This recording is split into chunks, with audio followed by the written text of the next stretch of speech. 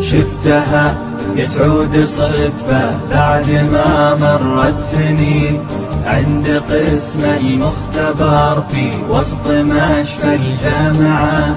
جيتها ثم قلت ممكن في سؤالي تسمحين، نظرت فيني بدهشة نظرة متواضعة، قالت انت تحسبني من بنات صايعين، تحسبني في زماني عن طريقي ضايعة. قلت انا ما راح اطول كل ابوها كلمتين، وابعدت عني شوية ثم جتني راجعة. قالت اسأل واضح انك من رجال طيبين، بس هرجك يا السنافي كان وش هو دافعه.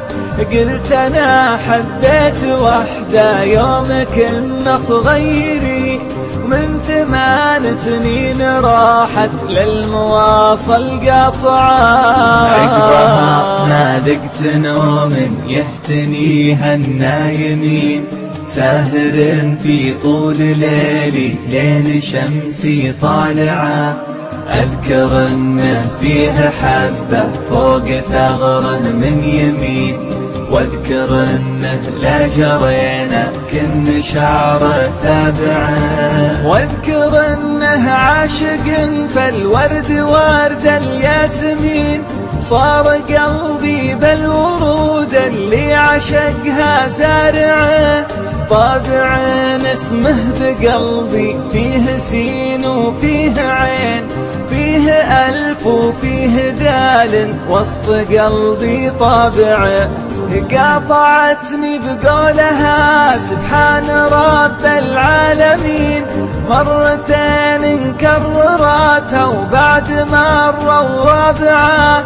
قلت وش فيك وش بلاك يا بنية ترجفين، ليش عينك يا بنية من كلامي دمعة. قالت الموقف وقلبي والمحبة والحنين، كيف أشوفك بعد ما أنا كنت عنك قانعة.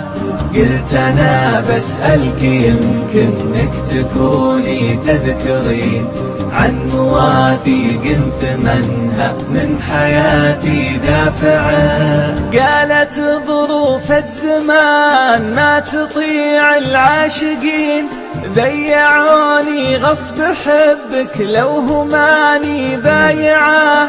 أنا في دنياي حالي كنها حال السجين، حتى لو فكوا سراحه فيه شيء مانعه.